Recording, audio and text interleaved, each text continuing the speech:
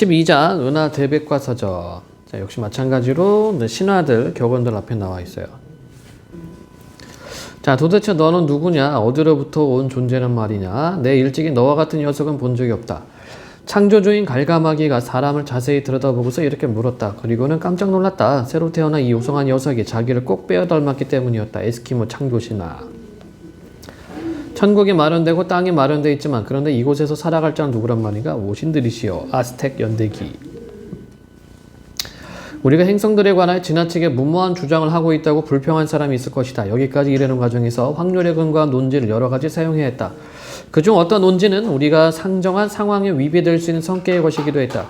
건축에 비유한다면 그런 것들은 건물의 기초를 부실하게 하여 결국 건물 자체를 무너뜨리는 원인이 될 수 있다. 그렇지만 한번 생각해보라. 다른 행성들에도 지구와 같이 어엿한 수준의 문명이 있어서 지구와 똑같이 존중돼야 할 자격을 가졌다면 대자연이 연주하는 오페라를 그들이라고 해서 즐기지 말라는 법은 없지 않겠는가?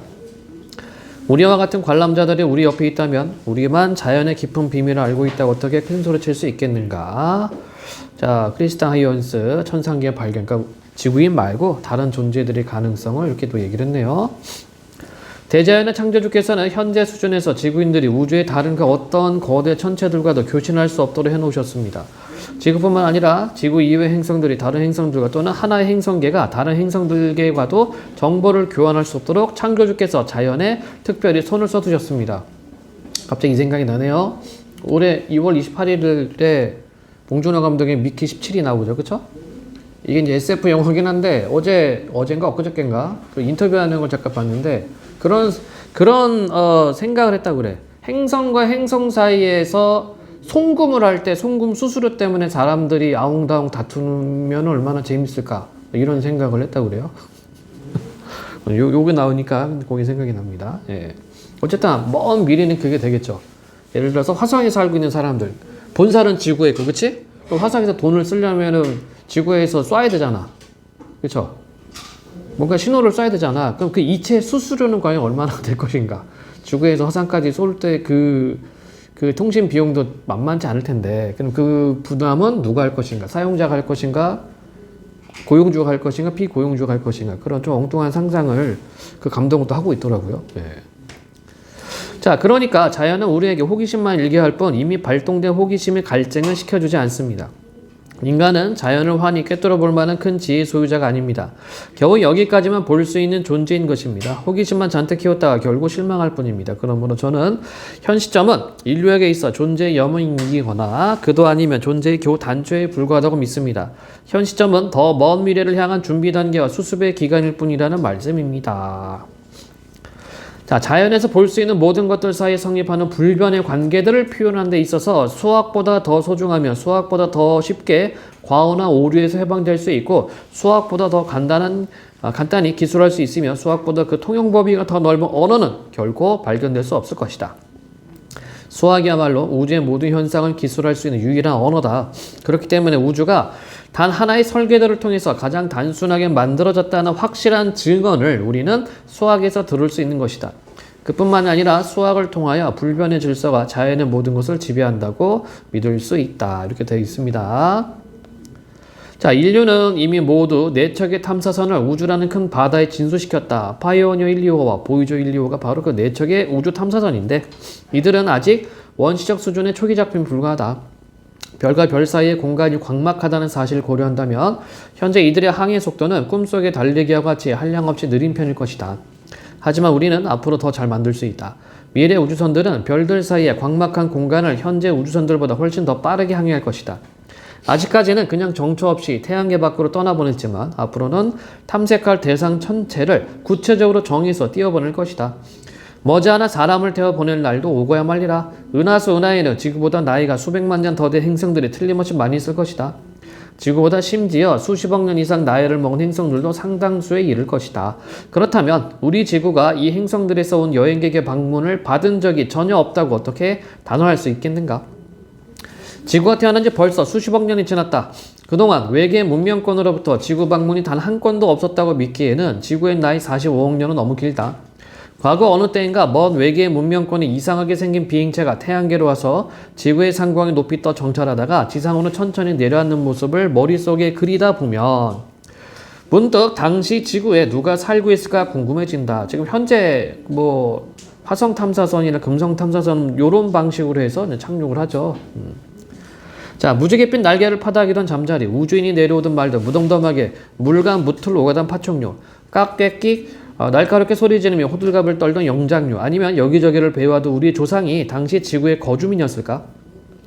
이런 상상을 하는 것은 아주 자연스러운 일이다. 지능을 갖춘 외계 생물에 관해 단 한 번이라도 생각해 본 적이 있는 사람이라면 누구나 이런 상상을 하게 마련이다. 그런데 정말 우주인의 방문이라 있었던 일인가? 우주인에 관한 정보의 질이 문제다. 그 증거라는 것들이 회의의 논처리를 갖고 철저하고 정밀하게 조사되었는가 문제란 말이다. 그럴듯하게 들리는 증언이나 자칭 목격자 한두 명만의 이야기로는 증거가 될 수 없다. 미확인 비행물체나 고대의 우주비행사가 지구에 와서 남겼다는 흔적에 관한 목격담이나 증언이 수없이 많지만 그 어느 것도 우리에게 확신을 주지 못한다.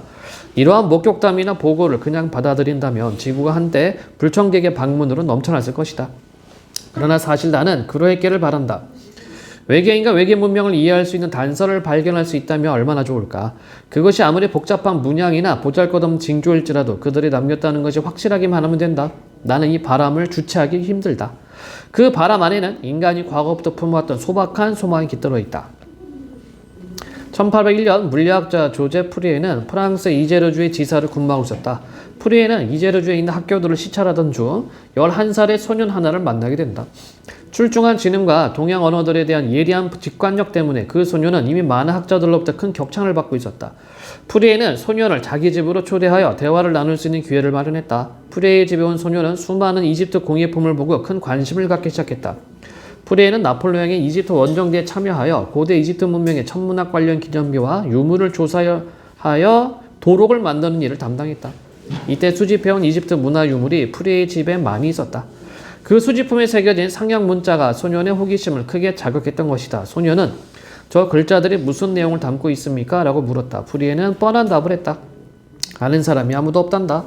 이 소년이 장 프루스와 샹폴리옹이었다. 아무도 읽을 수 없는 언어에 매혹된 이 소년은 나중에 뛰어난 언어학자로 성장했다. 그는 자신의 정열을 고대 이집트 문자 연구에 온통 쏟아부었다. 당시 프랑스에는 이집트의 문화 유물이 넘쳐 흘렀다. 다 훔쳐온 거죠. 네. 그 대부분은 나폴레옹이 이집트에서 약탈해온 것이었지만 나중에 유럽 학자들의 손에 들어간 물건들이었다.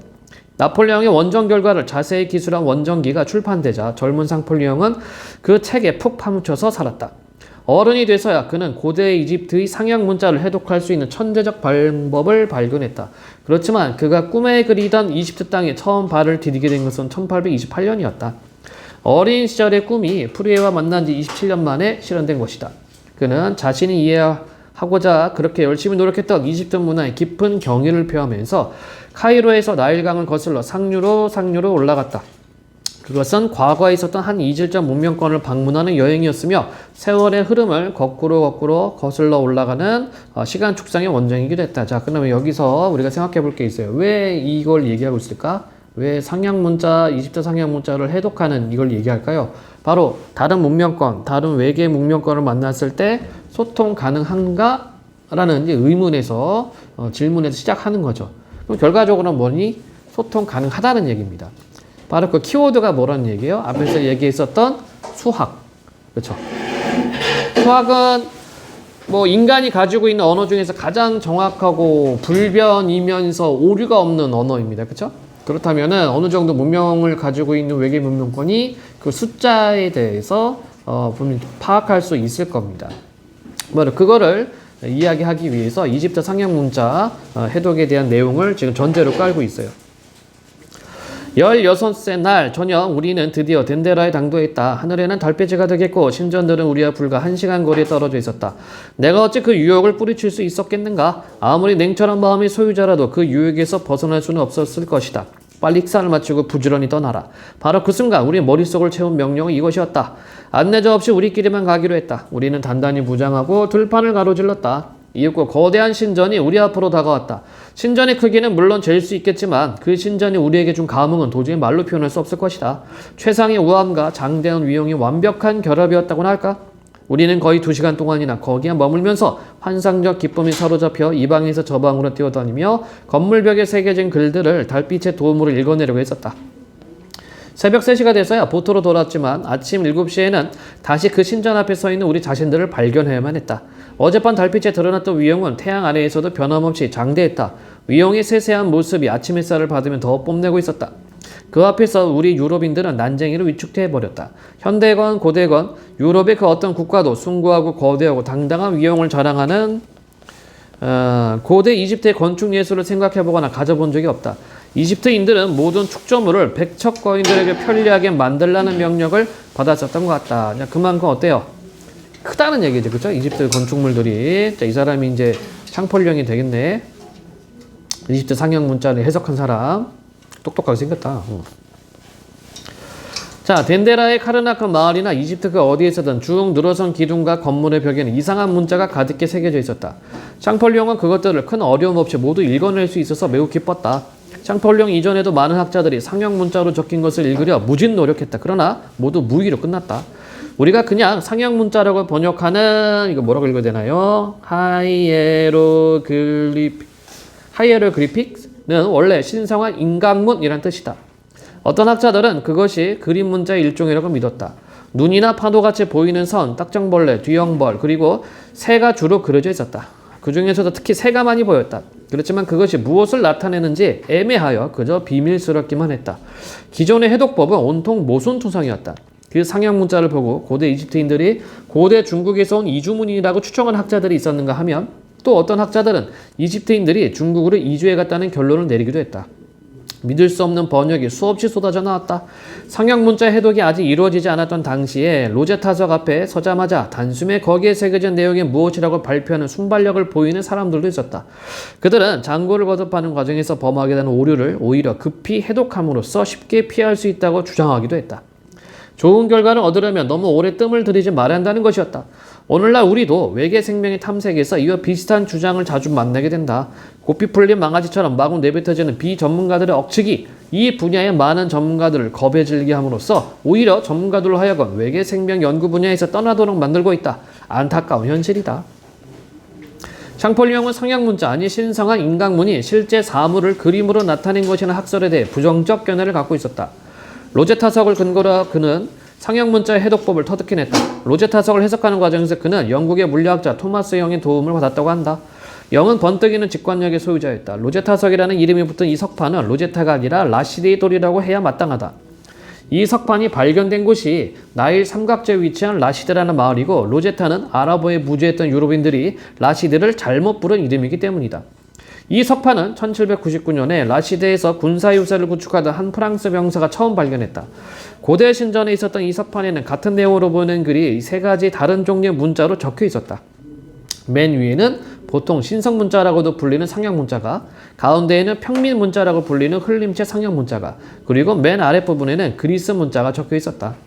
그리스 문자가 해독의 결정적 열쇠였다. 고대 그리스어에 능통했던 샴폴리옹은 맨 아랫부분을 거침없이 읽어내려갈 수 있었다. 내용은 기원전 196년 봄에 있었던 국왕 프톨레마이오스 5세 에피파네스의 즉위를 기념하기 위해서 석판에 글을 새겼다는 것이었다.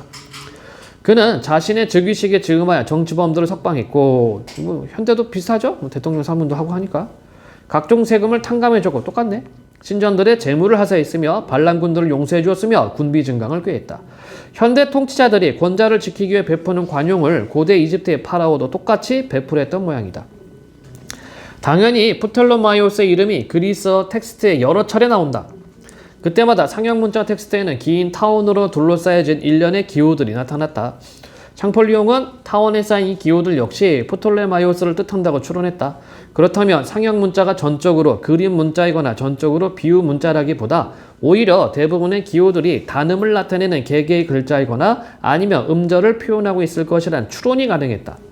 샹폴리옹은 그리스어 텍스트에 나타나는 단어의 총수를 헤아렸고 대응하는 상형 문자 텍스트의 기호들을 모두 세어보았다. 그리스어의 단어가 이집트 상형 문자의 기호들보다 그 수요가 월등히 적었으므로 그는 상형 문자 텍스트에 있는 기호들 하나하나는 단음이나 음절을 표현한다고 추측했다. 그렇다면 상형 문자의 어느 기호가 무슨 소리를 나타내는 글자에 대응한단 말인가? 다행스럽게도 샹폴리옹은 필레에서 발견된 오벨리스크 하나를 참조할 수 있었다. 이것은 그리스어의 클레오파트라에 해당하는 상형 문자가 적혀 있었던 것이다. 자, 오벨리스크 알고 있죠? 요렇게 생긴 거, 긴 게 생긴 거, 이런 것들은 이제 오벨리스크라고 그래요. 여기에 막 글자들이 막 새겨져 있는 거야. 자, 프톨레마이오스와 클레오파트라에 해당하는 기호들의 묶음 두 가지를 각각 왼쪽에서 오른쪽으로 읽어갈 수 있도록 재배열하면 다음 그림과 같이 된다. 이렇게 되어 있습니다. 그러니까 요거를 이런 식으로 해석을 하는 거죠. 프톨레마이오스는 P로 시작하는데 프톨레마이오스에 대응하는 상형문자 기호 묶음의 첫 자리에는 정사각형 기호가 있다. 클레오파트라의 다섯 번째 글자도 P다. 클레오파트라에 대응하는 상형문자 기호 묶음의 다섯 번째 자리에 다시 정사각형의 기호가 나타난다. 바로 이 정사각형이 P에 대응하는 기호인 것이다. 자, 이런 식으로 글자를 하나씩 찾아내는 겁니다.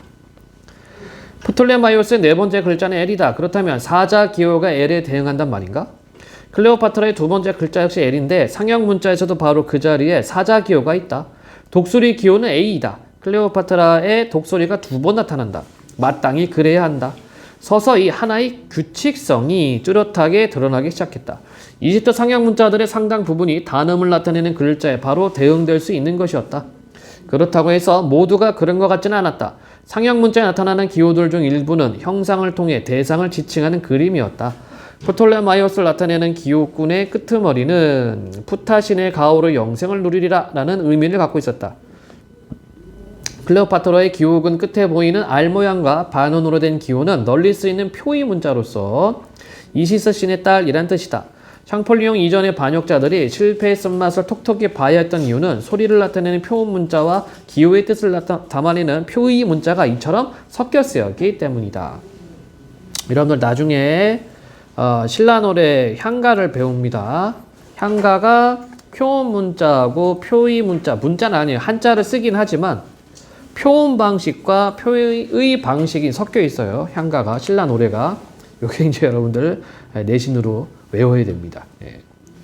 자, 돌이켜 생각하면 모든 것이 무척 쉬워 보이지만 실은 이 해독법을 터득하기 위해서 수세기 이르는 세월이 필요했다.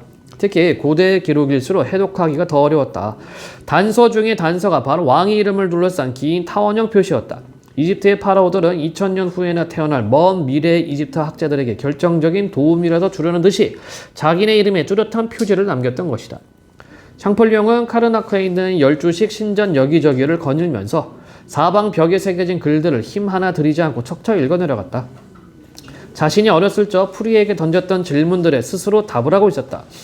한편 샴폴리옹이 이렇게 쉽게 해독하는 것을 옆에서 보던 사람들은 깊은 신비감에 사로잡혀 그저 어리둥절할 뿐이었다. 일방통행식 대화의 문을 열어서 수천 년 동안 벙어리로 남아있던 한 문명권으로 하여금 비로소 자신의 역사, 마술, 의술, 종교, 정치, 철학 전반에 대해 말하게 했으니 이거 혹시 미술 아닌가? 오타가 아닌가 싶기도 하네요. 이때 샹폴리옹의 기쁨은 말로 표현할 수는 없었을 것이다. 오늘도 우리는 고대 문명으로부터의 메시지를 찾고 있다. 이건 역시 고대 이집트 문명만큼이나 진귀하고 이국적인 문명일 것이다. 그러나 이 문명은 시간뿐 아니라 공간적으로도 깊숙이 감춰져 있다. 외계 문명으로부터 온 전파 신호는 도대체 어떻게 해독될 수 있는 성질일 것일까? 바로 요거죠. 그러니까 세이건이 말하고 싶은 것은 이겁니다. 이 우주에 엄청나게 많은 신호들이 있을 텐데 과연 우리는 그것을 캐치해서 제대로 해독할 수 있을까? 이거예요. 이걸 설명하려고 이걸 말하고 싶어서 앞에 이집트 고대 문명이 글자 해독하는 거를 쭉 이야기한 겁니다. 자, 외계의 지적 생물은 그 나름의 미적 기준, 복잡성, 논리성을 두루 갖추고 있겠지만 우리에게는 전적으로 이질적이지 않겠는가? 물론 외계인들도 우리에게 메시지를 보낼 때에는 되도록이면 알아듣기 쉽게 만들어 보냈겠지만 말이다. 하지만 그들이라고 해서 쉽게 신호할 수 있을까? 과연 성간 공간에도 로제타석이 있을까? 우리는 성간 로제타석이 있다고 믿는다. 아무리 다른 문명권들이라고 해도 그들과 우리 사이에는 공통의 언어가 반드시 있을 것이다. 그 공통의 언어는 바로 과학과 수학이다. 자연의 법칙은 우주 어디를 가든 동일하다. 멀리 있는 별이나 은하의 스펙트럼을 찍어보면 태양의 스펙트럼과 비슷할 뿐 아니라 지구에서 적절히 설계한 실험 상황에서 만들어낸 스펙트럼과도 일치한다. 우주 어디의 물질이든 같은 종류의 원소들로 구성되어 있으며 원자의 빛 흡수, 방출 과정은 우주 어디를 가든 우리가 알고 있는 양자역학의 기본 원리로 모두 설명할 수 있다. 멀리 있는 은하들도 적정 궤도를 따라 상대방 주위를 서로 맴돌고 있다. 멀리 있는 수많은 은하들도 사과를 땅에 떨어뜨리고 보이주 우주선의 궤도를 계산할 수 있게 해주는 바로 그 중력의 법칙을 충실하게 따르는 것이다. 이와 같이 지구에서 발견된 자연의 모든 법칙이 우주 어디에서나 성립하므로 별들 사이를 가로질러 우리에게 온 메시지도 반드시 해독할 수 있을 것이다. 그들이 우리에게 메시지를 보내는 목적이 지구 문명에게 무언가 그들의 이야기를 알리기 위한 것이라면 그 메시지는 반드시 쉽게 해독할 수 있는 내용일 것이다. 태양계에서는 지구 외에 고도기술 문명을 기대할 수 없다. 그들의 기술이 우리보다 약간만, 예를 들어 1만 년 정도만 뒤져 있다면 그들은 결코 고도의 기술 문명 사회가 아닐 것이다. 반대로 우리보다 약간 앞선 문명이라면 그들은 벌써 태양계 곳곳을 탐색하고 있어야 한다. 벌써 그들의 대표단이 여기 지구에 와 있어야 마땅하다. 그러므로 외계 문명과의 통신 방법은 행성들 사이가 아니라 별들 사이의 공간을 뛰어넘는 것이어야 한다. 이상적으로 그 방법은 싸고 빠르고 단순 명쾌해야 한다. 우선 대량의 정보를 송수신하는 데 드는 비용이 저렴해야 한다는 것은 두말할 나위도 없다. 그리고 별과 별 사이의 거리를 생각할 때 그 방법은 매우 신속한 통화를 보장할 수 있어야 한다. 또 메시지를 확실하게 전할 수 있도록 극히 간단한 방법이어야 한다. 예, 그러네요. 이래야지 봉준호 감독이 엉뚱한 생각을 했었던, 그쵸? 예. 돈을 이체했을 때, 만약에 지구에서 화성 돈 이체했을 때 이체 수수료가 저렴할 거 아닙니까? 그지? 궁금한 친구들은 이번 달 말에 나오는 영화 한번 봐보세요. 자, 문명의 진화 단계에 따라 수신 기술의 수준이 각기 다를 것이므로 초보 단계의 문명도 쉽게 수신할 수 있도록 하려면 아주 간단한 방법을 써야 할 것이다. 놀랍게도 이 모든 조건을 충족시켜주는 방법이 있다. 바로 전파 천문학이다. 행성 지구에서 가장 큰 전파 레이더 천문 관측 시설은 푸에르토리코 섬에 있는 아레시보 전파 레이더 천문대다. 이것은 코넬 대학교가 미국 과학재단의 위촉을 받아 운영하고 있다. 푸에르토리코 섬 오지에 있던 거의 반구형의 넓은 골짜기를 여러 개의 반사판으로 덮어서 이 망원경의 주 반사경을 만들었는데 그 지름이 무려 305m에 이른다. 아마 영화 배경으로도 많이 나왔을 겁니다. 자, 구조상 이 망원경으로는 전 하늘을 마음대로 둘러볼 수가 없다. 주 반사경면이 바로 지표면이기 때문이다. 주 반사경은 우주 깊은 곳으로부터 오는 전파 신호를 받아서 주 반사경 위에 높이 매달려 있는 부 반사경으로 보내 거기에 초점을 맺게 한 다음 그곳에 모인 신호를 전기선을 이용하여 제어실로 보내면 제어실에서 이 신호를 분석한다. 이렇게 해서 우주 저 멀리 있는 천체를 이 망원경으로 관측할 수 있다. 이 시설은 레이더로도 쓰인다. 이때에는 부반사경이 전파 신호를 주 반사경으로 쏘아주면 주 반사경이 그 신호를 우주로 내보낸다. 아레시보 전파 천문대는 우주로부터 오는 외계 문명의 신호를 검찰하는 데 실제로 쓰였을 뿐 아니라 단 한 번뿐이었지만 우리의 신호를 외계로 내보내기도 했다. 프랑스의 천문학자 샤를 메시에가 작성한 메시에 목록의 13번째 자리를 차지하는 M131이라는 구상성단에 우리의 메시지를 보냈던 것이다. 자, 그래서 11장 맨 마지막에 있는 그림이 이 메시지가 됩니다. 이렇게 우리는 쌍방이 원하기만 한다면 언제든지 성간 쌍방 교신이 가능한 기술을 가지고 있다. 저편은 어떨지 모르겠지만 우리는 확실히 그렇다. 태양과 비슷한 어떤 별 주위를 돌고 있을지도 모르는 외계 한 행성에 브리테니카 백과사전에 실려있는 모든 정보를 아레시보 전파 천문대의 레이더 시설로 전송한다면 수주 정도 걸린다. 전파는 빛의 속도로 공간을 움직인다. 가장 빠른 우주 탐사선에 실어보내는 정보보다 1만 배 정도 빨리 전달된다. 전파 망원경들은 아주 좁은 주파수 대역을 통해서 무척 강한 전파 신호를 발생시킬 수 있으므로 광막한 별과 별 사이의 공간을 가로질러 외계 문명에까지 우리의 메시지를 전할 수 있다. 만약 아레시보 망원경과 같은 크기 전파 망원경이 외계 행성에 설치되어 있다면 비록 그 행성이 1만 5천 광년이나 멀리 떨어져 있다고 해도 우리는 그 외계 문명권과 대화를 나눌 수 있다. 1만 5천 광년은 태양에서 은하 중심까지 거리 절반에 해당한다. 그러므로 현대과학 기술은 우리와 교신할 수 있는 외계 문명이 어디 있는지 그 위치를 정확하게 알기만 한다면 그들과의 대화를 가능케 하는 수준에 와 있다. 그리고 전파 천문학이야말로 인류의 이 거대한 사업에 꼭 들어맞는 과학기술이다. 그 어떤 성분의 대기가 외계 행성을 둘러싸고 있든 전파 신호는 반드시 그 대기를 뚫고 들어갈 것이다. 전파는 별과 별 사이 흩어져 있는 성간 물질이 흡수되거나 산란되지도 않는다. 그래서 대기에 스모그가 꽉 차 있는 날 가시광선은 불과 수킬로미터도 통과할 수 없지만 우리는 샌프란시스코시의 방송국에서 송출한 라디오 프로그램을 로스앤젤레스에서도 잘 들을 수 있다. 우주에서 오는 전파 신호는 보통 인간 활동과 전혀 관련 없는 주파수 대역에서 잡힌다. 예를 들어 퀘이사와 펄서가 내놓는 전파 신호가 그렇고 태양계 행성들이나 별의 대기층에서 방출되는 신호들도 이 점에서는 마찬가지다. 특히 태양계 행성들의 경우 거의 모두가 강한 전파원이어서 전파 천문학 발달의 초기 단계부터 우리는 행성을 전파 망원경으로 관측할 수 있었다. 우리에게 더욱 다행인 것은 전파의 주파수 대역이 매우 넓다는 것이다. 우주 어디에서 발달된 기술 문명이든 일단 특정 주파수 대역의 전자기파 복사를 검출할 수만 있으면 전파 대역의 존재 놓고 알아차리고 그 주파수 대역의 신호를 수신할 수 있게 될 것이다. 전파 이외의 방법도 물론 여러 장점이 있다. 예를 들어 성간을 항해할 수 있는 우주선, 가시광선이나 적외선 레이저, 중성미자 펄스, 중력파의 변조파 등이 있다. 앞으로 1000년이나 더 지난 후에야 발견될지도 모르는 다양한 송신 방법들이 우리를 기다리고 있다. 우리보다 앞선 단계에 있는 외계 문명에서는 그들의 통신 수단으로 전파를 쓰지 않을 수도 있다. 그들에게는 전파가 매우 뒤떨어진 통신 수단일 수 있다. 그렇지만 전파가 갖고 있는 장점들은 만만치 않다. 즉, 강력한 신호를 발생시킬 수 있고 비용이 적게 들고 전달이 빛의 속도로 지극히 빨리 이루어지며 게다가 조작, 발신, 수신, 해석 등 모든 것이 간단하다. 그들이 우리보다 기술적으로 앞서 있다면 그들은 우리같이 후진 문명권에서는 우선적으로 전파 기술에 의존할 것이라고 믿을 것이다. 그렇기 때문에 그들이 외계로부터 메시지를 받고 싶어 한다면 당연히 전파 신호에 관심을 집중시킬 것이다.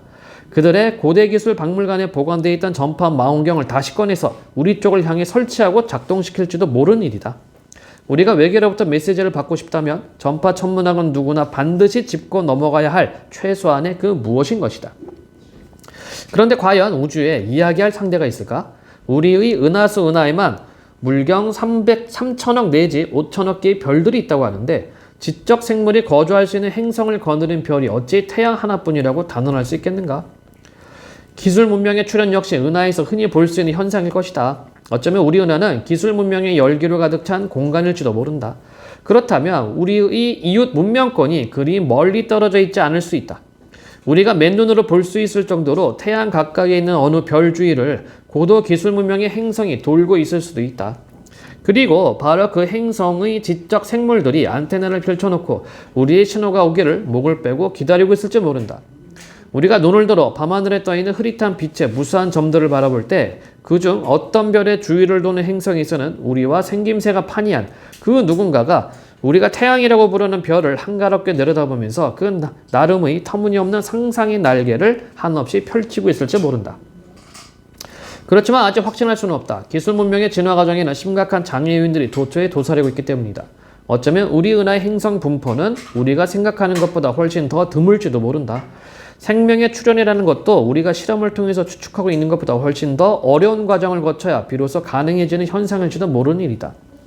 하등생물에서 고등생물로의 진화가 그리 쉽지만은 않을 것이다. 아니면 복잡한 형태의 고등생물로 쉽게 진화할 수는 있어도 이들의 사회가 고도의 과학기술 문명을 향유할 수 있는 수준까지 발달하려면 참으로 기적에 가까운 우연의 일치들이 착착 순서에 맞춰 이루어져야 할지도 모른다.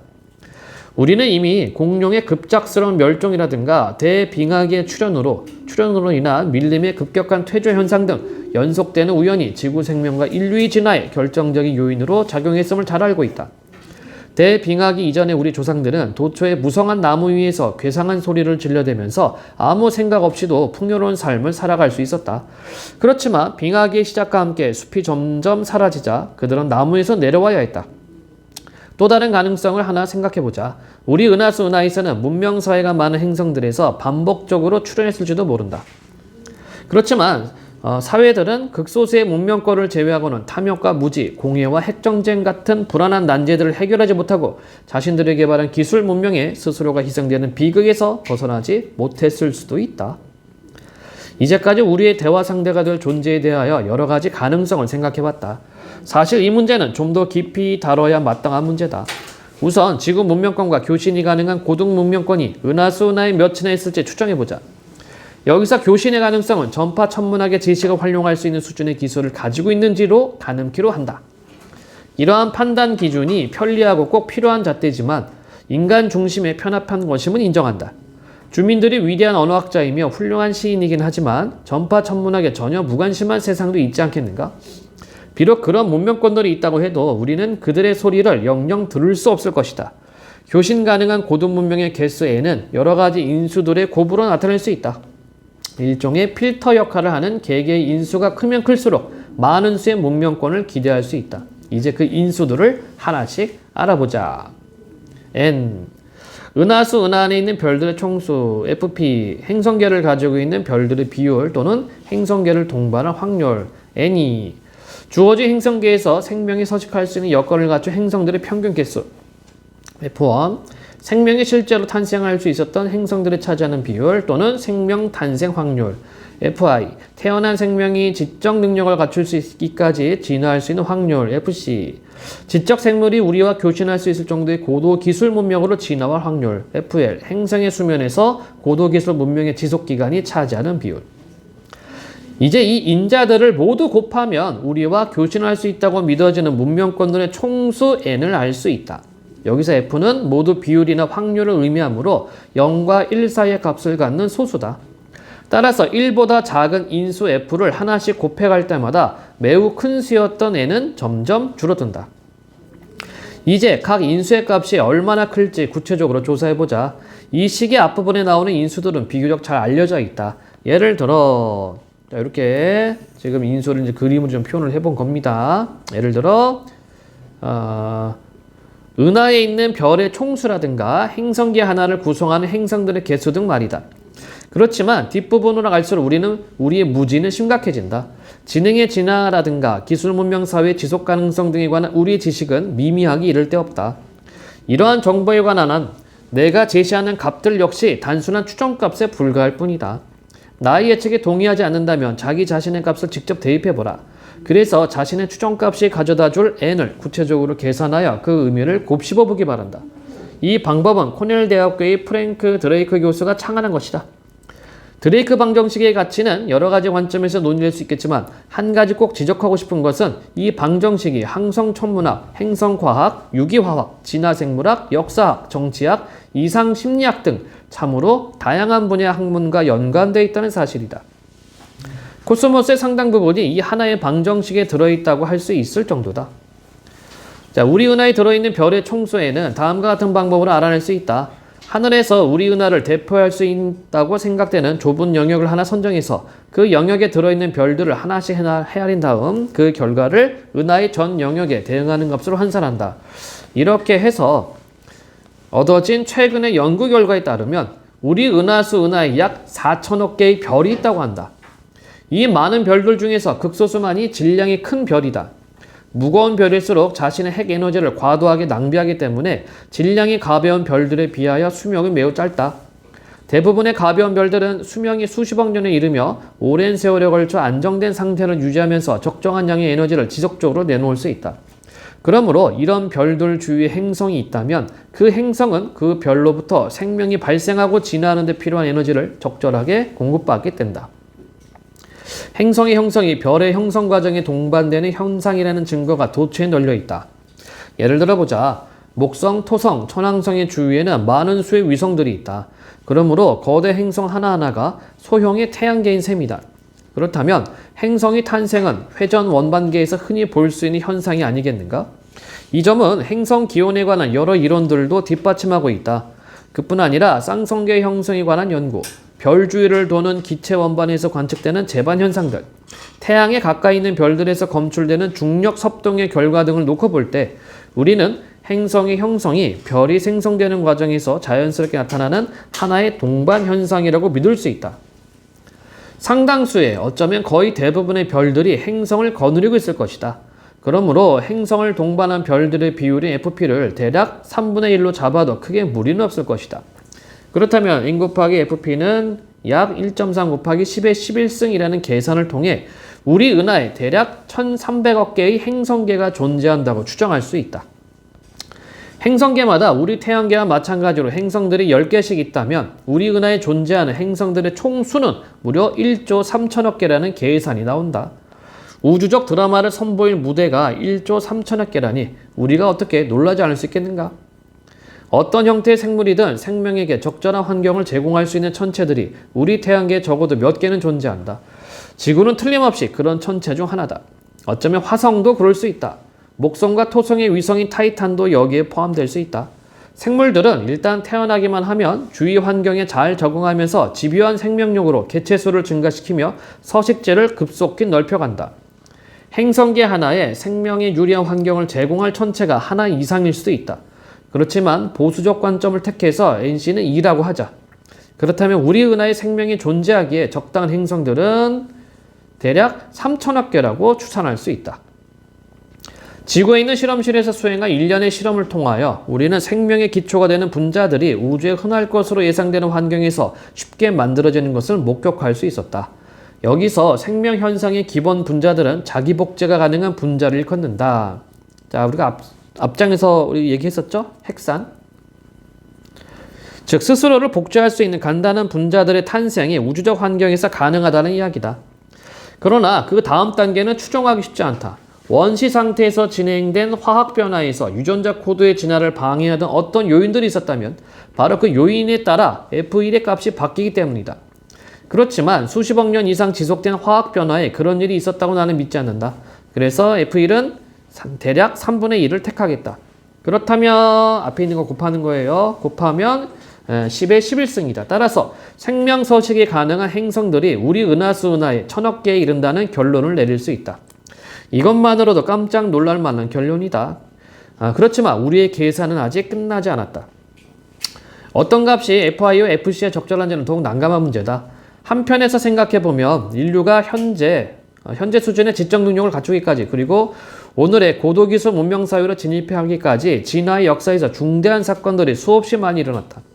그런데 그 사건들의 내용과 발생 순서를 볼 것 같으면 한 사건의 발생이 그 다음 사건에 반드시 선행돼야 할 하등의 이유를 찾아볼 수 없는 경우가 허다하다. 다분히 우연히 지배하는 사건들의 연속인 것이다. 다른 한편에서 보면 한 문명권이 특정 능력을 소유한 고도의 기술 문명으로 진입할 수 있는 경로가 우리가 밟아온 경로와 반드시 같아야 할 이유도 없다. 고도 문명 사회로 진입하는 경로는 여럿일 수 있다. 캄브리아계의 생물 폭발이 있기 전까지 거대 생물로의 진화가 얼마나 일어나기 어려웠던 것이었나를 고려한다면 FI와 FC가 무척 작을 것이다. 따라서 나는 FI 곱하기 FC에 100분의 1 정도 값을 넣고 싶다. 생명이 탄생한 행성들 중에서 고도 기술 문명 사회로 진입할 수 있었던 것은 겨우 1%에 지나지 않았다는 뜻이다. 이 값에 대한 과학자들의 추정값은 실로 다양한데 여기서 우리가 택한 100분의 1은 그 중에서 중간 정도 해당하는 값이다. 어떤 학자들은 삼엽충에서 불을 다스리기까지의 진화는 급격히 진행된다고 주장한다. 일단 생명이 태어난 행성에서라면 이 진화 과정이 순탄하게 이루어질 것이라고 믿는다. 또 다른 한쪽에는 100억 내지 150억 년의 세월이 걸려도 고도 기술 문명으로의 진화는 불가능하다고 주장하는 학자들도 있다. 이 문제는 실험으로 해결될 수 없는 것이다. 우리가 실험에 동원할 수 있는 행성이 지구밖에 없기 때문이다. 여태까지 찾은 인수를 모두 곱하면 10의 9승의 결과를 얻게 된다. 이것은 기술 문명 사회가 적어도 한 번 꽃피울 수 있었던 행성들이 은하수 은하에 10억 개가 있을 것이라는 결론이다. 자, 그렇다고 해서 현재 우리 은하에 이 정도의 문명권들이 존재한다는 뜻은 아니다. 현존 문명권의 수는 FL의 영향을 받는다. 행성의 전체 수명 중에서 기술 문명 사회의 수명이 차지하는 비율이 얼마나 되느냐를 알아야 한다. 지구의 경우를 보자. 태어나서 지금까지 수십억 년의 세월이 흘렀지만 전파 천문학으로 대표되는 기술 문명이 존속한 시기는 겨우 수십 년에 불과하다. 그렇다면 지구의 경우 FL의 추정값이 대략 10의 8승분의 1이라는 계산이 나온다. 즉 문명의 역사가 지구의 역사에서 차지하는 비율이 1%의 100만 분의 1에 불과하다는 뜻이다. 지구 문명이 내일 당장 파멸하지는 않을 것이다. 그렇다고 하더라도 10의 8승분의 1의 확률이 뜻하는 바는 짚고 넘어갈 필요가 있다. 그것은 지구 문명의 파멸이라는 사태가 일단 발생하면 그 파멸은 아주 철저하게 이루어질 것이므로 태양의 앞으로 남은 수명 50억 년 동안에는 또 다른 기술 문명이 도저히 다시 태어날 수 없을 것이란 뜻이다. 다시 말해서 인간뿐 아니라 그 어떤 생물 종들에게도 50억 년은 고도의 기술 문명 사회를 건설하기에는 부족한 시간이다. 즉 50억 년 이상을 기다려야 비로소 현재 지구 문명 수준의 사회가 태동될 수 있을 것이라는 이야기다. 이 값을 그대로 사용하여 곱셈을 계속하면 10의 1승이라는 결과를 얻게 된다. 어느 특정 시점에서 볼 때 고도 기술을 자랑하는 문명권이 우리 은하에 겨우 10개 정도 있을 수 있다는 것이다. 여기서 10개라는 값은 정상 상태의 개수를 의미하는 것으로 같은 수준의 문명 10개 정도가 은하에서 항시 공존한다는 뜻은 아니다. 은하 어디에선가 문명권 하나가 자멸하면 은하의 또 다른 곳에서 새로운 문명권이 태어난다. 이렇게 함으로써 우리 은하에 총 10개 정도의 문명권들이 항시 있을 수 있다는 의미다. 어떻든 n은 10은 두 손으로 모두 셀 수 있는 작은 숫자임이 틀림이 없다. 어쩌면 n은 1일 수도 있다. 한 문명권이 성관 교신이 가능할 수준에 도달하자마자 스스로 파멸의 길로 들어섰다면 은하이는 우리와 대화를 나눌 상대가 우리 외에는 아무도 없을 것이다. 그러나 우리는 우리끼리 대화도 제대로 하지 못하고 있다. 고도의 기술 문명을 꽃피우기 위해서 인류는 수십억 년 동안 거의 고문에 가까울 정도의 노고를 겪어야 했다. 그러나 아직도 우리는 한순간의 방심으로 파멸의 길로 들어설 수도 있다. 하지만 다른 가능성에도 눈길을 돌려보자. 고도의 기술 문명이 가진 자기 파멸의 위험에 슬기롭게 대처한 문명권들도 있지 않을까? 과거 두뇌 진화의 변덕스러움에서 초래됐던 각종의 모순을 의식적으로 잘 해결하여 자기 파멸의 길에서 벗어난 존재가 있을 수도 있다. 설령 대규모의 혼란이 한때 일어났다고 하더라도 그 후에 계속된 수십억 년에 걸친 생물학적 진화를 통해서 그 혼란이 가져왔던 폐해들을 모두 되돌려 놓을 수도 있지 않겠는가? 이렇게 바람직한 사회들이 번영의 즐거움을 구가할 수 있는 수명은 지질학적 진화 또는 항성 진화의 긴 시간 척도로나 가늠할 수 있을 정도로 매우 길어질 것임에 틀림이 없다. 기술 문명들 중에서 약 1%만이라도 기술 문명이 불안정한 사춘기를 잘 통과한다면, 그래서 이 중차대한 역사의 분기점에서 올바른 선택만 할 수 있게 된다면 FL은 100분의 1이므로 N은 10의 7승의 결과를 얻게 된다. 즉 우리 은하수 은하에 존재하는 문명사회 수요가 적어도 수백만 개에 이른다는 추산이다. 드레이크 방정식의 주로 앞부분에 오는 인자들, 즉 천문학, 유기화학, 진화생물학 등과 관련된 인자들의 추정값에도 불확실한 점이 물론 많다. 그러나 뭐니 해도 정치와 경제 그리고 지구의 경우 인간 본성에 관한 인자들이야말로 이 방정식에서 가장 불확실한 요소임이 틀림이 없다.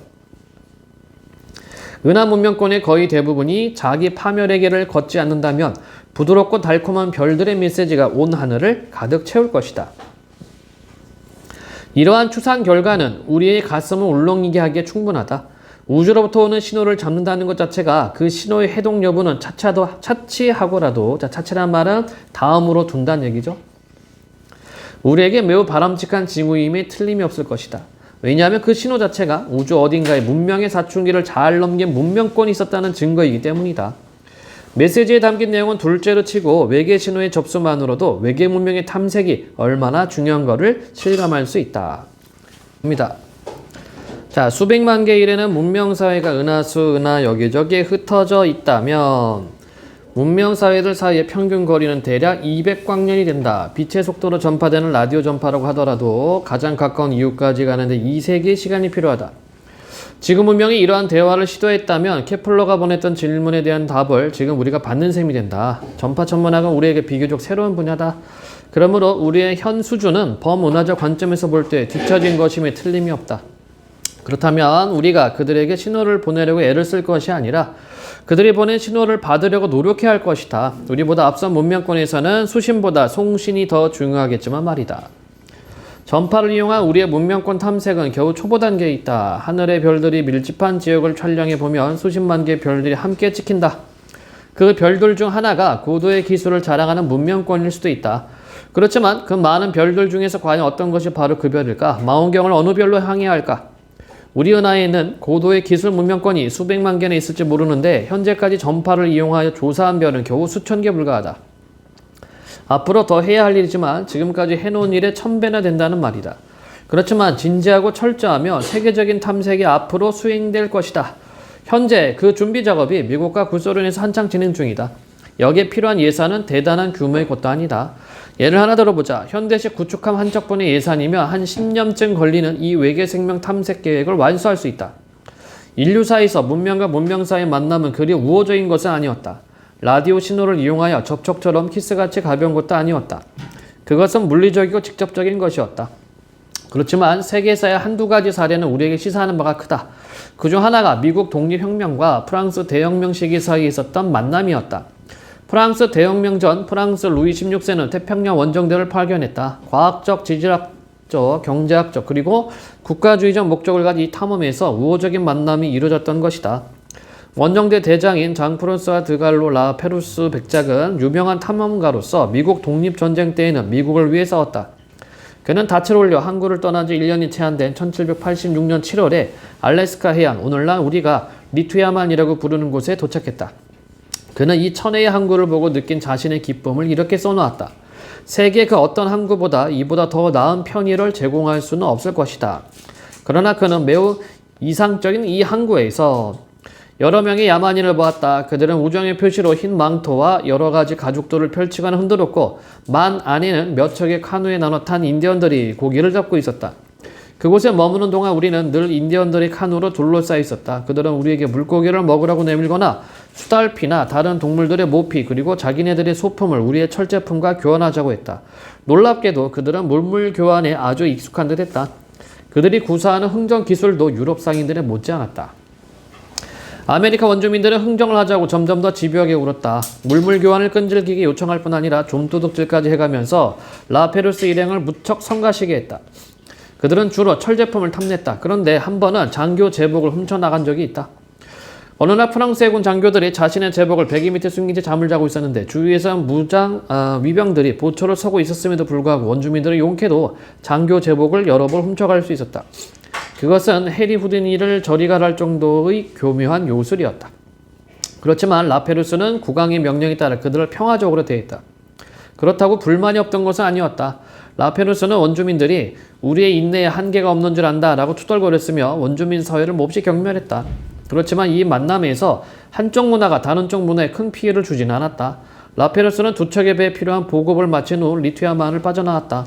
그러나 그는 리투야만에 다시는 돌아올 수 없었다. 1788년 그의 원정대는 남태평양에서 조난을 당했고 단 한 사람만을 남기고 라페루스를 포함한 대원 모두가 실종됐기 때문이다. 그리고 1세기 세월이 지난 후 틀링지트족 추장 코이는 자기 조상들과 백인들 사이에 있었던 최초의 만남을 캐나다의 인류학자 G.T. 이먼스에게 다음같이 들려주었다. 그 이야기는 구전이었다. 틀링지트족에게는 문자로 된 기록이 없었으며 코이는 라페루스라는 이름을 한 번도 들어본 적이 없었다. 자, 이것이 코이의 이야기다. 늦은 밤 어느 날 틀링지트족의 한 무리가 구리를 구하려고 북쪽으로 야쿠타트까지 갔다. 철은 구리보다 더 귀했지만 도저히 구할 수가 없었다. 그들이 리투야만에 이르자 높은 파도가 네 척의 카누를 순식간에 삼켜버렸다. 생존자들이 동료의 죽음을 슬퍼하며 천막을 치고 있을 때 이상하게 생긴 두 개의 물체가 만으로 조용히 흘러들어왔다. 도대체 그것이 무엇인지 아무도 알 수 없었다. 엄청난 큰 흰색 날개를 단 거대한 까마귀와 같다고나 할까? 틀링지트족은 이 세상을 거대한 새가 창조했으며 그 새는 종종 커다란 까마귀 모습으로 나타난다고 믿고 있었다. 이 창조주 까마귀가 상자에 갇혀 있었던 태양과 달과 별을 해방시켰다. 그런데 그들은 창조주인 큰 까마귀를 똑바로 쳐다본 사람은 돌이 되고 만다고 믿었다. 거대한 두 마리의 까마귀에 놀란 틀링지트족은 무서운 생각이 들어서 급히 숲속으로 뛰어가 숨었다. 숲에서 얼마를 기다려도 자신들에게 아무런 해가 없자 그들 중에서 모험심이 출중한 몇이 숲에서 살며시 기어 나오기 시작했다. 그들은 돌이 되지 않는 유일한 방편이라도 되는 듯 앉은 부채 이파리를 둘둘 말아서 조잡한 망경 같은 것을 만들고 그것을 통하여 그 거대한 까마귀를 관찰했다. 거대한 새는 그때 막 흰 날개를 접는 중이었고 날개를 다 접자 작고 검은 사자들이 새의 몸체 부분에서 깃털 쪽으로 기어오르는 것이 보였다. 눈이 거의 멀다시피 한 늙은 전사 한 사람이 자기 주위로 동료들을 불러 모았다. 자신은 이제 죽을 때가 멀지 않았으니 모두를 위하여 큰 까마귀 신께서 신의 자식들을 돌로 만들어 버리시는지 알아보고 오겠노라고 선언했다. 그는 바다 족제비 털로 만든 옷을 걸치고 카누를 탄 다음 바다로 나가 큰 까마귀에 접근해서 그 위로 기어 올라갔다. 알아들을 수 없는 말소리가 들렸다. 시력이 너무 나빴기 때문에 그는 자기 앞에서 움직이는 작은 검은 것들의 정체를 제대로 알아볼 수가 없었다. 어쩌면 보통의 작은 까마귀일지도 모른다고 생각했다. 얼마 후 그가 숲에 남아있던 동료들에게 무사히 돌아오자 그들은 그를 빙 둘러싸서 그가 살아 돌아온 것을 의아해했다. 그들은 만지거나 냄새를 맡아보기까지 하면서 그가 정말로 그 늙은 전사였던가를 확인했다. 한참을 고민한 끝에 그 노전사는 자신이 방문했던 것이 창조주의 현현인 큰 까마귀가 아니라 사람이 만든 거대한 카누라고 확신했다. 작은 검은 것들도 실은 까마귀가 아니라 종족이 다른 사람이었던 것이다. 그의 설명을 듣고 그를 믿게 되자 틀링지트족은 자기네 모피를 들고 배로 몰려가서 처음 보는 이상한 물품들, 주로 철 제품들과 맞바꿔 가졌다. 자, 틀링지트 원주민은 그들이 경험했던 타문화의 첫 만남을 구전만으로도 이렇게 정확하게 보존하고 있었다. 그리고 그들의 만남은 전적으로 평화적인 만남이었다. 우리가 우리보다 훨씬 앞선 외계의 문명과 어느 날 만나게 됐다고 하자. 그 만남이 평화적인 만남이 될 수 있을까? 프랑스인과 틀린지트 원주민의 만남처럼 만남의 당사자들이 충분히 의사소통을 할 수 없다고 하더라도 평화적일 수 있겠느냐는 것이다. 아니면 우리에게 익숙한 소름 끼치는 파괴의 만남이 되지는 않을까? 기술적으로 앞선 사회가 뒤진 사회를 전멸시키는 그런 종류의 야만장 만남 말이다. 16세기 초 중부 멕시코에는 고도의 문명사회가 번성하고 있었다. 아스텍인들이 세운 문명이었다. 그들은 거대한 기념비적 건축물 세우기를 즐기는 뛰어난 건축가들이었고 정교한 기록 문화를 가지고 있었으며 뛰어난 예술적 재능의 소유자들이었다. 또한 천문학적 지식에 근거하여 당시 유럽의 그 어떤 달력보다 정확한 달력을 만들 줄 알았다. 멕시코 보물선에 맨 처음 실려온 공예품들을 접한 화가 알브레이트 듀러는 이렇게 썼다. 때는 1520년 8월이었다. 내가 썸리톤을 기쁘게 올리는 예술품을 나는 일찍이 본 적이 없다. 나는 사람키만한 숭금 태양과 비슷한 크기의 수는 달을 보았다. 온갖 종류의 무게와 갑옷 그리고 이상야릇한 병기들이 두 방에 그득했다. 그것들은 모두 경이롭다기보다 오히려 한껏 아름다웠다. 유럽의 많은 지식인들은 아스텍인들의 책을 보고 또한 정신을 잃을 지경이었다. 그중 한 사람은 이집트의 책과 거의 비슷하다라고 감탄했다. 에르난 코르테스는 아스텍의 수도 테노치티틀란을 이렇게 서술했다. 세계에서 가장 아름다운 도시들 중 하나. 그들의 활동과 행동 거지는 거의 스페인에서 볼 수 있는 수준으로 조직적이고 질서정연하다. 이들이 기독교를 모르고 다른 문명 국가들과 교류를 하지 못했음에도 불구하고 그들이 어떻게 이토록 훌륭한 것들을 지니게 됐는지 그저 놀랍기만 하다. 자, 위에 있는 그림 한번 볼까요? 아스텍인들이 본 멕시코 사람들이네. 거의 뭐 싸우는 거죠. 다 뺏어가고 싸우고 뭐 이런 내용들이군요. 자, 이 글을 쓰고 2년 후에 코르테스는 테노치틀란과 그 외 아스텍 문명을 철저히 파괴해버렸다. 아스텍 기록에서 우리는 그 파괴의 실상과 만나게 된다.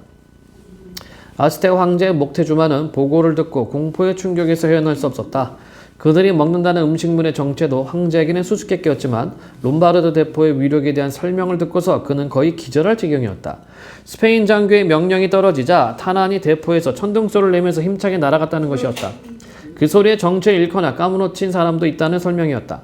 대포 구멍에서 돌멩이 하나가 화염과 섬광을 내면서 튀어나와 멀리 날아갔다고 했다. 이때 뿜어져 나온 연기는 고약한 냄새를 풍기면서 구역질이 나게 했다. 날아간 탄환에 맞은 산은 산산조각 낫게 져버렸다. 나무는 톱밥으로 변해 산지 사방으로 흩어져 사라졌다. 목테주마 황제는 이 모든 설명을 듣고 나자 정신은 몽롱해지고 심장은 멈추는 듯했다. 그는 충격과 공포에 질려버릴 수밖에 없었다. 황제는 계속해서 보고를 받았다. 폐하, 우리는 저들만큼 강하지 못합니다. 우리는 저들에게 비해 참으로 아무것도 아닙니다. 그리하여 아스텍인들은 스페인인을 하늘에서 온 신이라고 부르게 되었다. 그렇다고 해서 아스텍인이 스페인들을 환상의 대상으로 생각했던 것은 아니다. 그들의 보고를 더 들어보기로 하자. 그자들은 황금을 보자 원숭이들처럼 날뛰며 좋아했습니다. 온통 탐욕으로 가득한 얼굴을 하고 우리 금을 닥치는 대로 자기들 손에 넣었습니다. 황금에 대한 그들의 욕망은 끝이 없는 듯 했습니다. 황금에 굶주려 죽을 지경에 이른 존재로 보였습니다. 그들은 자신의 뱃속을 온통 황금으로 채우고 싶어 했습니다. 마치 황금을 먹는 돼지인 양 말씀입니다. 그들은 알아들을 수 없는 소리로 자기네들끼리 떠들면서 황금 장식이라는 장식은 모조리 앞뒤로 분해해서 떼어갔습니다. 금이라곤 남은 게 하나도 없을 정도로 철저하게 탈취해갔습니다. 스페인인들에 대한 아스텍인들의 깊은 통찰과 그들을 스페인의 침략에서부터 구해주지 못했다. 통찰이 그들을 스페인의 침략에서부터 구해주지 못했다. 그러던 중 1517년 밝은 혜성이 하나 멕시코에 나타나서 민심이 흉흉해졌다. 한편 아스텍 쪽에게는 퀘찰코아틀이라는 신이 흰 피부를 가진 인간이 되어 동쪽 바다로부터 온다는 전설이 있었다. 이 전설에 사로잡혀 있던 목테주마 황제는 아스텍의 점성술사들을 즉시 처형했다. 혜성의 출현을 예고하지 못했을 뿐 아니라 그 의미를 설명하지도 않았기 때문이게 됐겠지만 닥쳐올 재앙을 예감하고 있던 목테주마가 정신적으로 극히 우울해지고 마음이 냉혹해졌기 때문이었을 것이다.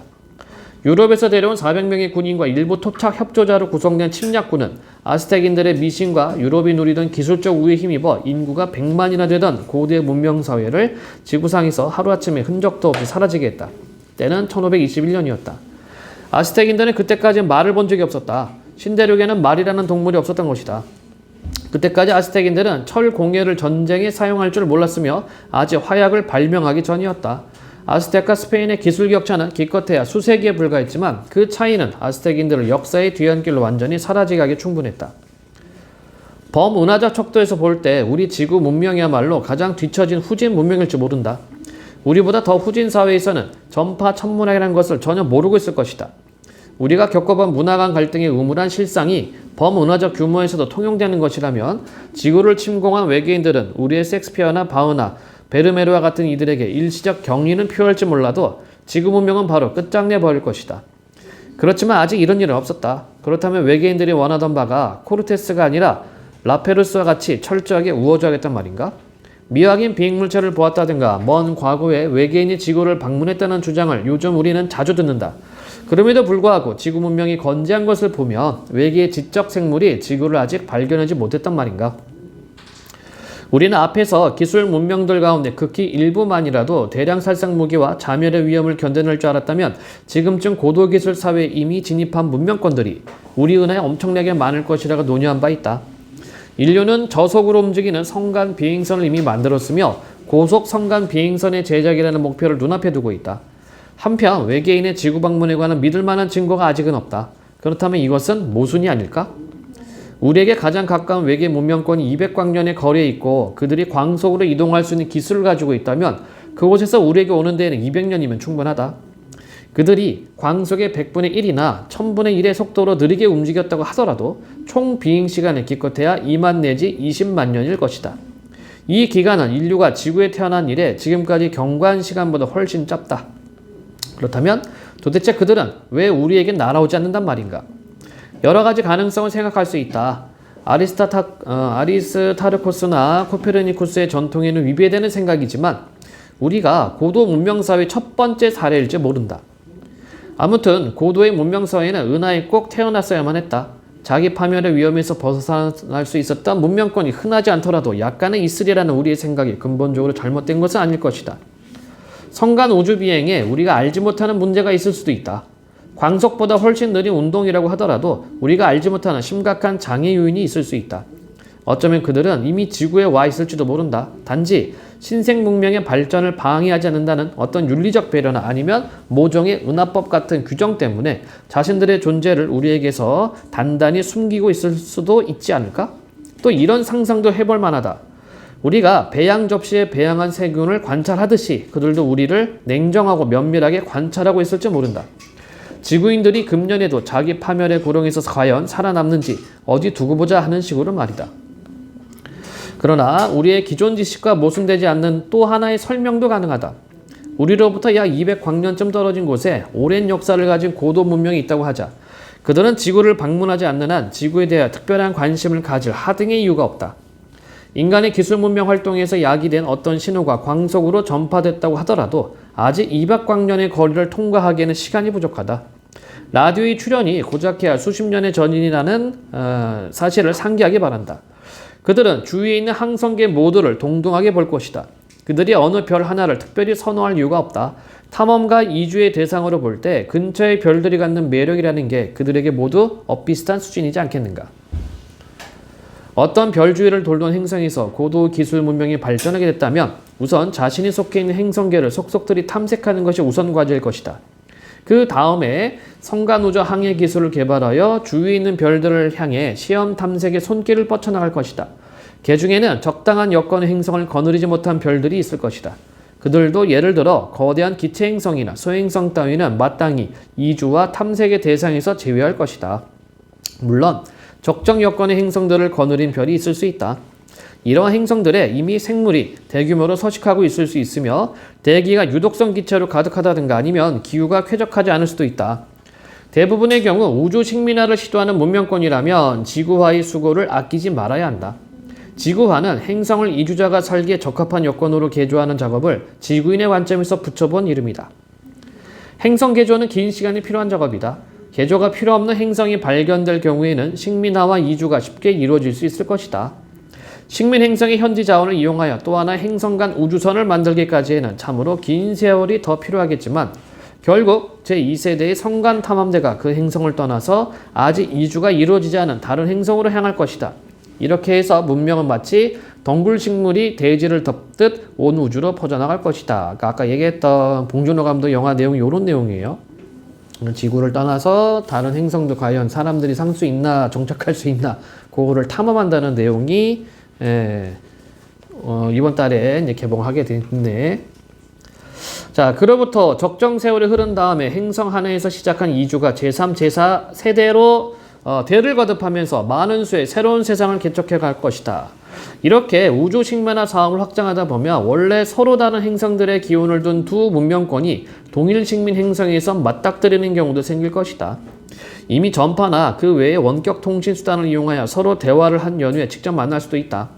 새로 도착한 문명인들은 서로 다른 환경의 식민사회를 건설할 것이다. 필요한 환경 조건에 큰 차이가 있을 터이므로 팽창 중에 있는 두 식민 세력은 상대방을 무시하고 지낼 확률이 높다. 팽창의 패턴은 서로 얽혀 있어도 갈등의 요지가 많지 않을지도 모른다. 또는 은하수 은하의 적정 지역을 두 세력이 공동 개발할지도 모른다. 독자적으로 추진하든 공동의 노력을 경주하든 간에 그들의 우주 식민화 작업은 수백만 년 동안 계속되는 장대한 사업일 수도 있다. 하지만 그렇게 거대한 사업을 펼치는 그들은 은하 한 구석에 자리한 태양계를 모른 채 그냥 지나치고 있을지도 모른다. 그 어떤 문명도 인구를 제한하지 않고는 성간 탐험을 한없이 계속할 수 없을 것이다. 한 사회가 인구 폭발에 직면하면 그 행성에서 사용할 수 있는 모든 자원, 에너지 그리고 과학기술을 전적으로 자신들을 먹여 살리는 데 투자해야 한다. 이것은 특정한 문명만이 아니라 어떤 문명에나 적용된 아주 강력한 원리다. 한 행성의 사회제도나 그곳에 번성하는 생물의 생물학적 구조에 관계없이 인구가 지수함수적으로 팽창하면 그 행성의 자원은 결국 동일하고 만다. 성간탐험이나 식민화를 착실하게 수행 중인 문명권이 하나 있다면 그들은 인구의 증가율을 여러 세대에 걸쳐서 0 또는 거의 0에 가깝게 완벽하게 유지해왔음에 틀림이 없다. 일단 생활 환경이 이상적인 에덴으로 이주가 이뤄진 다음에는 인구 증가율에 부여한 초기의 엄격한 제한 조건을 어느 정도 풀 수도 있을 것이다. 어쨌든 인구 증가율이 낮은 문명권이 성간 식민지를 우주 여러 곳에 구축하려면 긴 세월이 필요한 것은 분명하다. 그러므로 성간 이주의 속도와 인구 증가율은 서로 밀접한 관계에 있다. 대학 동료인 윌리엄 뉴먼과 나는 우주 식민지 확산 속도를 다음과 같이 계산해 본 적이 있다. 인구의 증가율은 매우 낮은 문명권 하나가 우리로부터 200광년, 바깥에서 100만 년 전에 성간 이주를 시작했다고 하자. 적당한 여건의 행성계를 발견할 때마다 그들은 그곳을 자신들의 이주지로 식민화하면서 계속 사방팔방으로 퍼져나갔다. 그러다가 이제야 비로소 그들의 우주선이 우리 태양계에 진입하게 됐다고 가정하자. 100만 년은 정말 긴 세월이다. 200광년 거리에 가장 가까운 이웃의 역사가 아직 100만 년이 안 되었다면 그들은 아직 우리 태양계에 도달할 수 없다. 반지름이 200광년인 구 안에 태양과 같은 별이 20만 개 정도 있으니까 성간 이주의 대상도 이만큼 될 것이다. 통계적 관점에서 볼 때 우주 식민화 사업의 실현도 우리가 일상에서 경험하는 것과 크게 다르지 않을 것이므로 20만 개의 우주 식민지들이 구축된 다음에 우리 지구를 발견하고 거기에 토착의 문명권이 있음을 알게 될 것이다.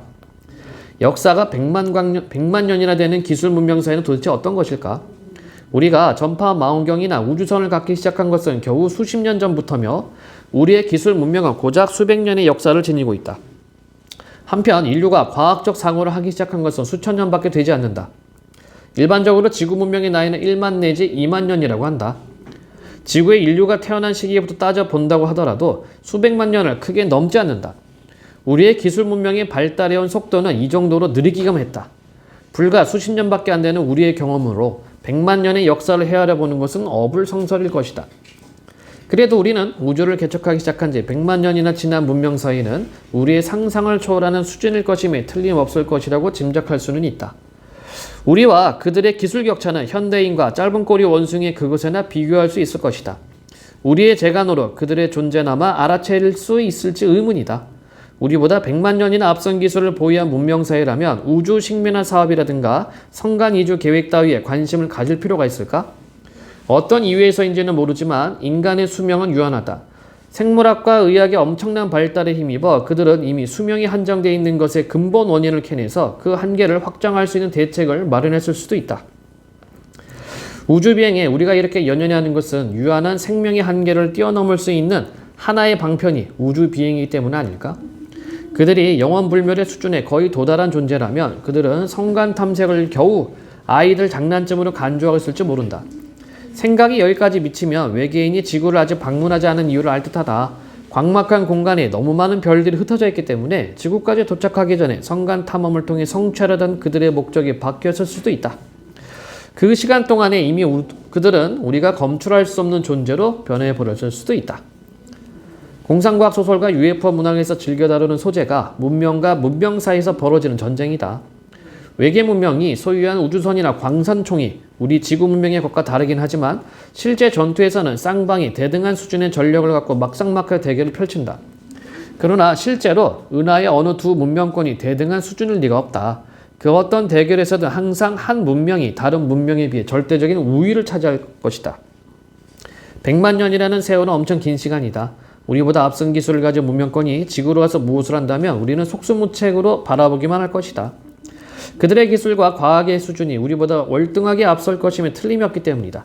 지구 문명이 아기에 찬 외계 문명과 만났을 때 어떻게 하면 좋을까 하고 걱정할 필요조차 없다. 그들이 살아남았다는 사실 자체가 동족이나 다른 문명권과 잘 어울려 살 줄 아는 방법을 이미 터득했음을 입증하기 때문이다. 스스로를 다스리고 남과 어울려 살 줄 모른다면 그렇게 오랜 세월을 견뎌낼 수 없었을 것이다. 우리가 외계 문명과의 만남을 두려워하는 이유는 우리 자신의 후진성에서 유래한 것이다. 우리의 공포감은 우리 자신의 죄의식을 반영하는 것이다. 우리는 우리가 과거에 저지른 잘못을 잘 알고 있다.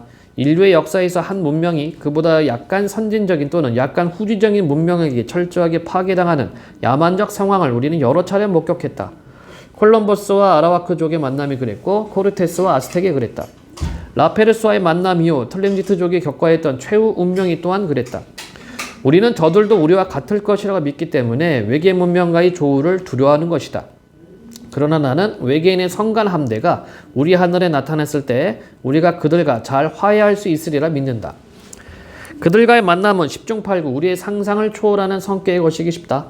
앞에서 이미 이야기했듯이 물리적 직접 접촉이 이루어지기 전에 전파를 통해 복잡한 내용의 메시지가 한동안 우리에게 먼저 전달될 것이다. 신호를 보낸 문명권은 우리가 그들의 신호를 받았는지를 알아낼 방도가 없다. 메시지의 내용이 공격적이든가 우리를 공포의 도가니로 몰아넣는 따위의 것이라면 우리가 그들에게 응답해야 할 하등의 의무가 없다. 반대로 그들의 메시지가 우리에게 유익한 정보를 담고 있다면 그 메시지가 인류에게 주는 효과는 참으로 놀랄 만한 것일 것이다. 그들의 메시지는 과학과 기술, 미술과 음악, 정치와 윤리, 그리고 철학과 종교와 관련된 모든 것을 우리에게 알려주어 인간의 통찰력을 크게 키워줄 것이다. 그들의 메시지는 우리 고질적 편협성에서 근본적으로 탈피하게 할 수 있는 결정적 정보를 담고 있을 것이다. 그 위에도 얼마나 많은 새로운 보배가 우리를 기다리고 있을까? 우리의 과학과 수학은 여타의 문명과 공유될 수 있는 것이므로 광막한 성간을 가로질러 전달된 메시지라고 해도 그것을 해독하는데 아무런 어려움이 없을 것이다. 그러나 정말로 어려운 문제는 해독이 아니라 외계 생명을 탐색하는 연구에 예산을 배정해달라고 미국 의회나 구소련의 중앙위원회를 설득한 일이다. 문명은 크게 두 부류로 나눠볼 수 있다. 하나는 과학자들이 비과학자들을 설득하여 외계 생명의 탐색 사업에 필요한 재정 지원을 얻어내기가 불가능한 사회다. 이러한 사회에서는 사용 가능한 모든 자원을 내부에만 투자하고 통념이 사회를 철저하게 지배하여 별세계 탐색 같은 것은 아예 생각도 할 수도 없는 사회다. 다른 하나는 외계 문명과 접촉해보고 싶다는 희망을 꿈꿀 수 있으며 또 시민 전체가 위대한 이 꿈을 공유하여 외계 문명과의 만남을 위한 대규모의 연구가 실행될 수 있는 사회다. 외계 문명의 탐색이야말로 실패해도 성공하는 사업이다. 인류사에서 절대 믿지지 않는 사업은 흔하지 않다. 우리가 외계로부터 오는 신호를 잡기 위해서 수백만 개에 이르는 별들을 모두 조직적으로 철저하게 조사했지만 아무런 신호도 검출할 수 없었다고 치자. 그렇다면 은하에서 문명의 발생이라는 것이 참으로 드문 현상이라는 결론을 내릴 수 있을 것이다. 우주에서 우리의 존재에 대하여 적어도 하나의 확고부동한 척도가 마련되는 셈이다. 따라서 지구 생명의 고귀함이 만천하에 드러나게 된다. 그렇다면 사람 한 명 한 명이 개체로서 반드시 존중되어야 할 존재가 된다. 현재를 살고 있는 사람들뿐 아니라 인류의 전 역사를 통해서 그렇다는 말이다. 외계 문명이 발견된다면 인류사와 지구 행성의 의미는 그 근본에서부터 변혁을 겪게 될 것이다. 외계 문명인이 메시지를 보낼 때 그 메시지가 자연의 신호가 아니라 특정 목적을 가지고 마련한 신호임을 수신자가 쉽게 알아챌 수 있도록 그들은 특별한 방법을 구사할 것이다. 그것은 뭐 그렇게 대단히 어려운 방법은 아니다. 예를 들어보자. 소수는 1과 자기 자신만으로 똑 떨어지게 나눠지는 자연수다. 가장 작은 소수 10개를 써보면 다음과 같다. 1, 2, 3, 5, 7, 11, 13, 17, 19, 23. 소수가 가진 특성을 생각할 때 어떤 전파 신호가 소수만으로 구성되어 있다면 그것은 자연에서 볼 수 있는 물리 과정에서 만들어진 것이 아니라는 결론을 내릴 수 있다. 그러니까 우리가 수신한 신호가 소수만으로 된 신호라면 적어도 소수를 좋아하는 문명권이 저 멀리 어디엔가 존재한다고 확신할 수 있을 것이다. 고대에는 파피루스나 석판이 아주 귀해서 한 번 썼던 양피지에 글자를 겹쳐 써서 다시 사용하고는 했다. 성간통신도 어쩌면 겹쳐 쓴 양피지 사본 같은 것이기 쉽다. 무슨 이야기인가 하면 이렇다. 한 전파 주파수로 메시지를 보내고 그 주파수에 인접한 주파수 대역에 별도의 메시지를 보낼 것이라는 말이다. 같은 주파수를 쓴다면 매우 빠른 속도로 연거푸 메시지를 보낼 것이다. 이러한 방식을 택하는 데에는 특별한 이유가 있다. 언제 누가 그 주파수를 감지해 해독해낼지 모르는 상황에서 교신을 시도해야 하기 때문이다. 인접 주파수 대역에도 별도의 메시지를 실어 보낸다면 성간 방송에 대한 예고문과 설명문을 내보낼 수 있게 되는 셈이다. 그 설명문은 성간 교신용 언어에 대한 해설서의 역할도 할 수 있을 것이다. 자, 위에 있는 것들은 뭔지 모르겠네요. 가상의 고등 문명에 관한 정보 뭐 이렇게 되어 있습니다. 네. 모르겠다 뭔지. 앞서서 얘기했던 그건가 보네. 그쵸? 어떤 우주에 문명권이 얼마나 있는가 그걸 계산하는 계산식이라고 보시면 되겠습니다. 본 지문으로 다시. 자, 정작 전하려는 메시지는 연속되는 예고문들 중 어디 깊숙한 데에 들어있을 것이다. 겹쳐 쓴 양피지의 사본이야말로 이 경우에 딱 들어맞는 표현이다. 짧은 전파 신호 속에 엄청난 양의 정보를 함께 실어보낼 수 있는 전파 기술이 있다. 어쩌다 우리가 스위치를 넣고 신호를 잡고 보니 은하 대백과 사전 3267권이 방송되는 중일 수 있다. 이를테면 그렇다는 이야기다. 외계 문명의 실체를 알아낼 수 있다. 우리 은하에 외계 문명이 수없이 많으며 그 하나하나마다 지구와는 깜짝 놀랄 정도로 다른 형태의 생물들이 살지도 모른다. 그들이 생각하는 우주는 우리가 생각하는 바와 다를 것이다. 그들의 사회가 기능하는 바와 또 그들의 예술은 우리의 것과 근본적으로 다를 수 있다. 그들은 우리가 상상도 할 수 없었던 일에 큰 흥미를 느낄지도 모른다. 우리의 지식체계를 그들의 것과 비교해봄으로써 우리는 그들에게서 많은 것을 얻어 우리 문명을 가늠할 수 없을 정도로 크게 성장시킬 수 있다. 새로 얻은 다양한 정보를 분류하여 컴퓨터 기억장치에 정리, 보관해 놓음으로써 은하 어디에 어떤 문명이 있었던가를 알 수 있을 것이다. 거대한 은하 컴퓨터를 상상해보자. 그 컴퓨터에는 현재까지 있었던 모든 문명에 관한 정보가 모두 저장되어 있을 것이며 그 컴퓨터는 코스모스 생명에 관한 거대한 도서관에 고시할 것이다. 은하 대백과 사전에는 외계 문명에 관한 정보가 가득할 것이다. 은하 대백과 사전을 우리가 처음부터 잘 읽을 수는 없을 것이다. 번역에 오랜 시간을 투자할 것이다. 번역이 다 됐다고 해서 우리 호기심이 반감되는 것은 아니다. 완전히 번역된 내용을 읽더라도 수수께끼 같은 내용이 가득해서 알고자 하는 욕망에 부추김을 당하면서 미지 세상에 대한 갈증을 더욱 심하게 느끼게 될 것이 확실하다. 오랫동안 숙고에 숙고를 거듭한 지구 문명은 결국 대답을 하기로 결정한다. 처음에는 아주 기본적인 정보를 보낸다. 이것을 시작으로 여러 세대에 걸친 성간 대화가 이루어진다. 별들 사이의 거리는 광막한데 빛이 달릴 수 있는 속도가 유연하다는 점을 고려한다면 그 성간 대화는 우리의 먼 후손에 이르기까지 장구한 시간에 걸쳐서 지속될 것임에 틀림없다.